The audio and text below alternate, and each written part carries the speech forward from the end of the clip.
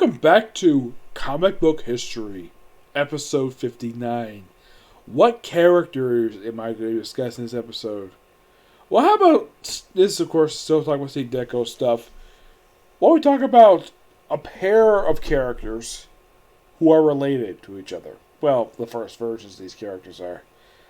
I'm talking about Hawk and Dove. No surprise here. Yes, why Hawk and Dove? Because I actually like these characters. There's a couple other characters I really do enjoy from Steve Ditko's DC line work. Yep. Now, these characters made the first appearance back in Showcase number 75. Yep, and yes, Steve Ditko did create these characters.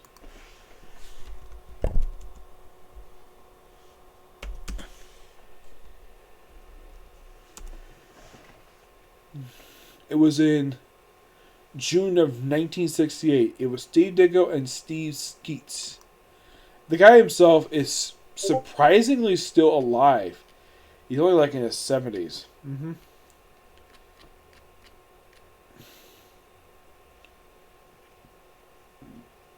Excuse me. Now, initially, after the start of this particular group, now the group themselves is basically a pair of brothers. Hawk Hall and Don Hall, aka Hawk and Dove. Yep, two brothers. And these two guys were a duo from pretty much their debut up until 1985. Yes, after the success of... Now, basically, what these two are is they're representatives of Order, Lords of Order and Chaos. Now, Hawk represents Chaos. In the case of Dove, he represents Order. And he's also sort of a pacifist. He basically doesn't like basically violent stuff. That's basically how Don is. Hawk is basically, if you look at a picture of him, he's a big bulky guy. He's basically built like a frickin' jock. While in the case of Dove, he's very slim. He has a similar build to Dick Grayson. Yes. So you can kind of say this is kind of in a way a teenage version of Batman and Robin in some way, because Batman is known for being big and bulky. So initially, after the debut appearance, by the way, the thing with Hawk and Dove is their costume has never changed over the years. It's a white outfit, basically, like in the case of Hawk, it's basically a lot of red. And Dove is basically blue. Let's see. Yeah, Dove is basically his red cape, which is like wings, red gloves, red boots, red knee pads, red and white mask. Dove's outfit is more blue with a little bit of white underneath, which is probably from Steve Ditko's time when he designed frickin' Spider-Man. Now, after their debut appearance back in Showcase 75, they got an ongoing series that Steve Ditko stopped drawing the book after issue 2.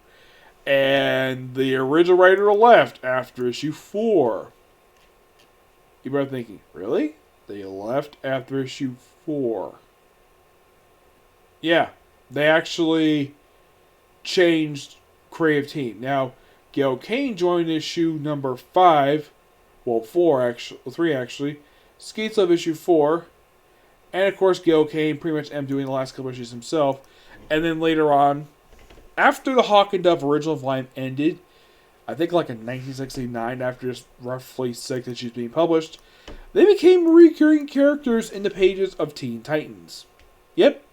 Mostly a lot in the original volume for the series, and mostly up until Crisis of Earth in the pages of New Teen Titans, where they frequently teamed with them, and they act as occasional, associate members of the team. And they appeared a lot throughout basically the books run up until the final issue.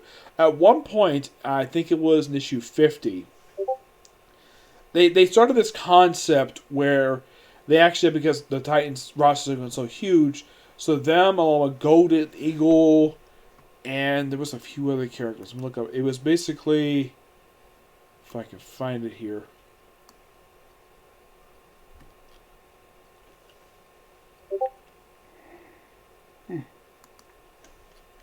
Let's see, because it was basically Titans West. It was comprised of Hawk and Dove, Omen, Garnak, Flamebird, aka Batgirl. I'm thinking Batgirl. Yeah, it's Kay Kane's sister. Well, actually, it's her cousin. Golden Eagle and Beast Boy. Yeah, Golden Eagle, if you don't know who this guy is, He is, in fact, Hawk. He at one point was Hawkman's apprentice. Yeah, it was his apprentice. And even though the group didn't really take off, this is a concept they would try multiple times over the years to try to do a spin-off team, but never went through for some reason. They never actually did anything with it. After the end of the original Teen Titans series, they didn't do very much after that until they popped up in New Teen Titans, where they occasionally appeared.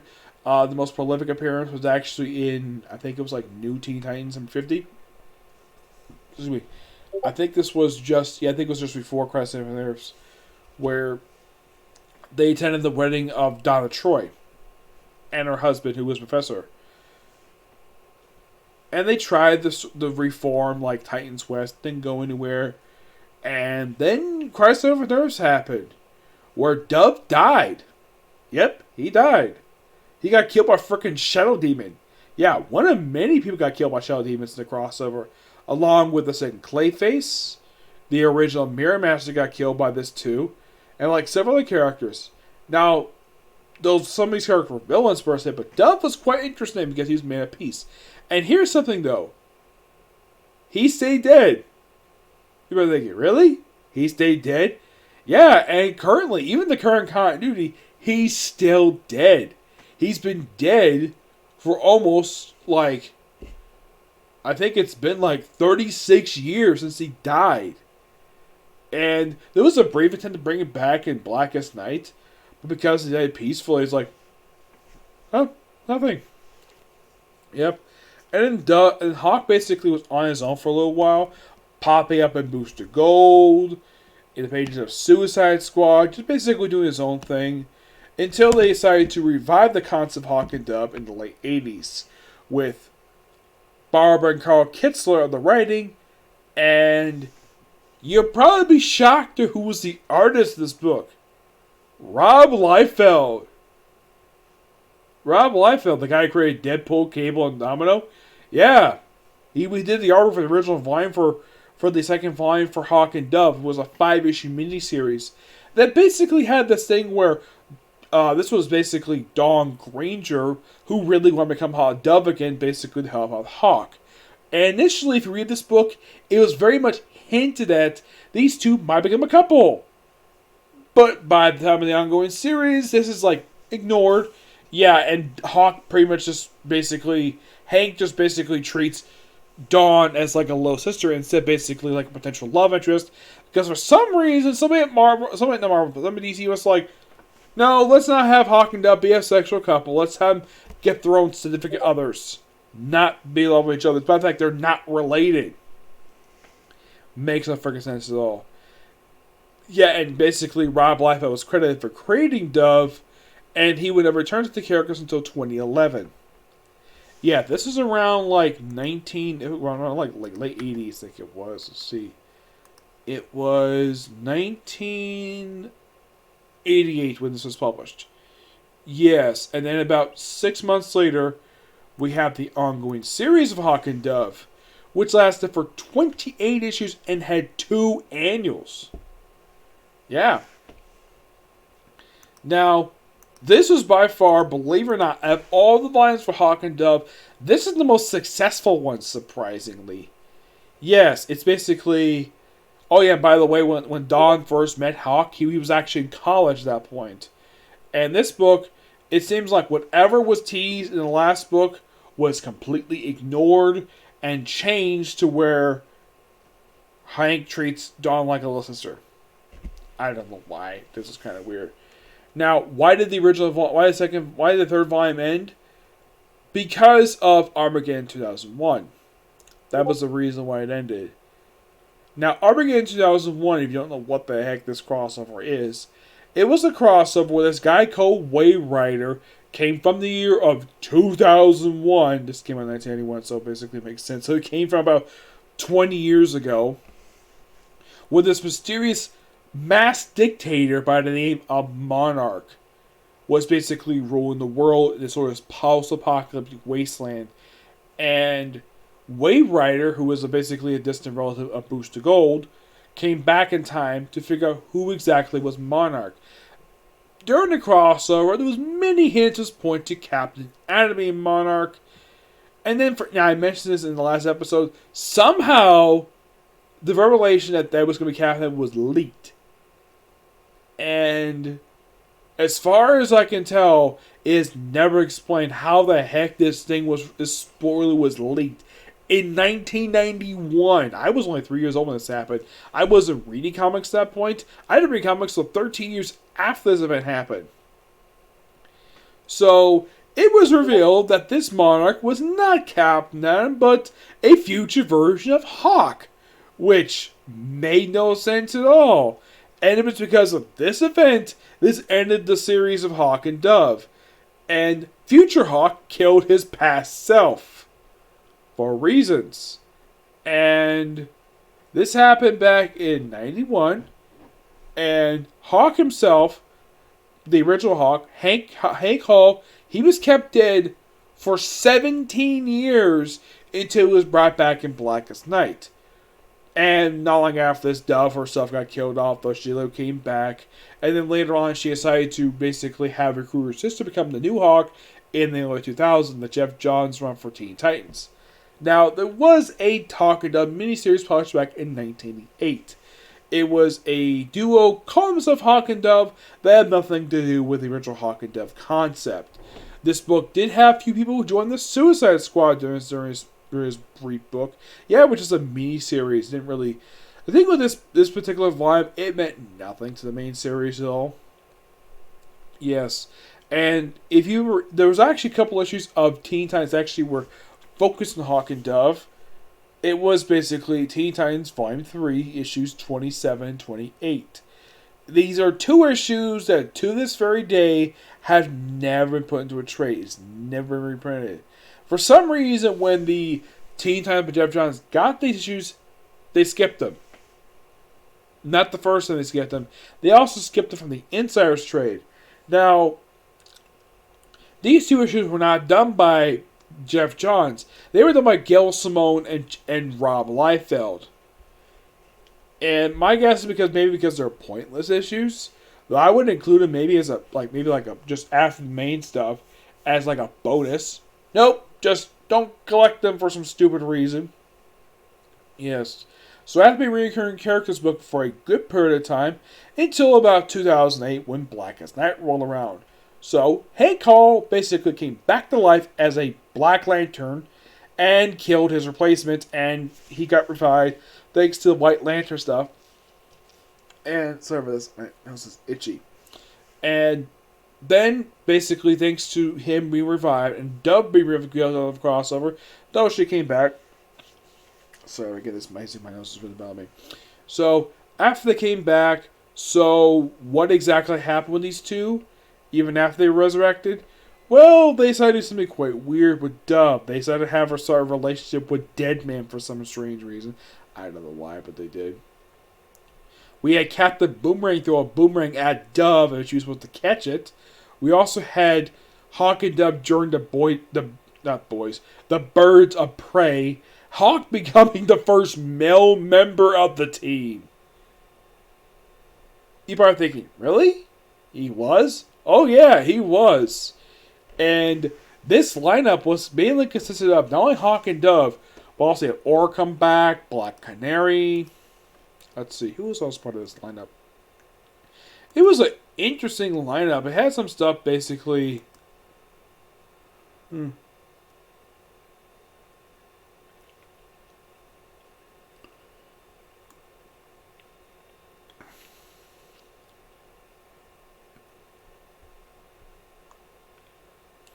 You also had Phantom Lady,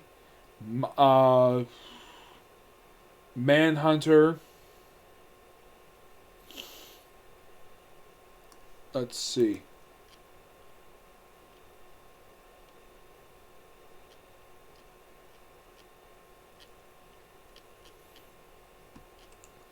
It was a bit of a large incarnation of the group. Yep. Though this run managed to last about 15 issues, though Gail Simone left before the book was even concluded. Yeah, Gail Simone came back to the book after several years being away from it, though she came back to it. And it seemed as though there was something really planned in his book. And then, of course, this book was a tie into Brightest Day, which is a pretty good event, though it mostly led to return of Swamp Thing of all people. And then the DC relaunch happened, where Hawk and Dove were given a brand new ongoing series with Rob Liefeld once again on the artwork, and it got canceled after 8 issues due to low sales. Now, this book did basically keep canon Dove's relationship with Deadman, though this is also brought up in the pages of DC Universe Presents, which also featured Deadman as the basically starring character of the book. Now, if you're curious about this book, it mostly keeps a lot of stuff canon when it comes to Hawk and Dove. The book didn't last very long. And the book was concluded in I think it was like the start of 2012, basically, when it ended, as part of when you had the end of this first line of books, it was canceled with books like Miss Terrific, Black Hawks, like some other books at issue 8. And you're probably curious, though, what the heck happened to Hawk and Dove after this book was concluded? The answer was nothing. They didn't return until 4 years later in the pages of the awesome 8-issue maxi series, Titan's Hunt. Now, the weird thing about this book is that it was initially announced as 12 issues, though for some reason they trimmed it down to 8. As far as I know, this something was never explained. Now, this book was written by Dan Abnett, who had written the Titans book that came right after this book. And it was teased Hawk and Dove be part of this lineup. They also mentioned the fact that Dove was the Dom was the original Hawk and Dove. Yeah, it's like they kept a lot of stuff with. Yeah, basically, it's kind of confirmed in this miniseries that a lot of stuff related to Hawk and Dove is still canon. But here's the thing, though. Okay, it was teased these two were part of the lineup for the main book. For some reason, that changed, and they were nowhere seen in the book. And this was technically the most recent appearance of Hawk and Dove. And that was like 5 years ago. Yes, 5 years ago was the most recent appearance of Hawk and Dove. Well, scratch it. They appear in a couple other books I didn't really know about. They appeared in Doomsday Clock for like an issue. And they also appeared in Dark Knight Death Metal. And that's really it. They didn't. Yeah, it seems as though once that series concluded, they just didn't really do very much at all. No, not really.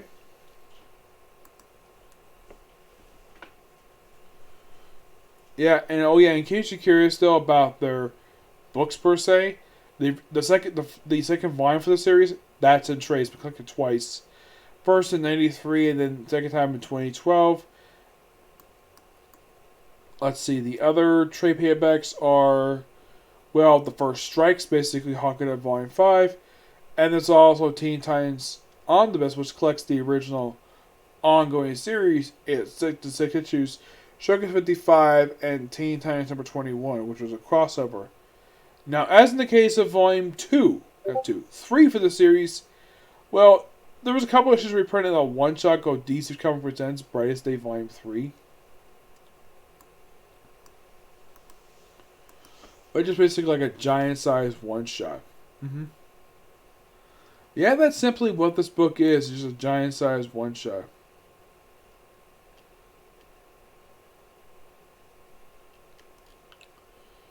Yeah, it was a one-shot that pretty much collect the reprint of these issues. But that's... Oh yeah, by the way, what was their appearances out to the comics? Well, they appeared on the episode of Just Like Love. A really interesting episode.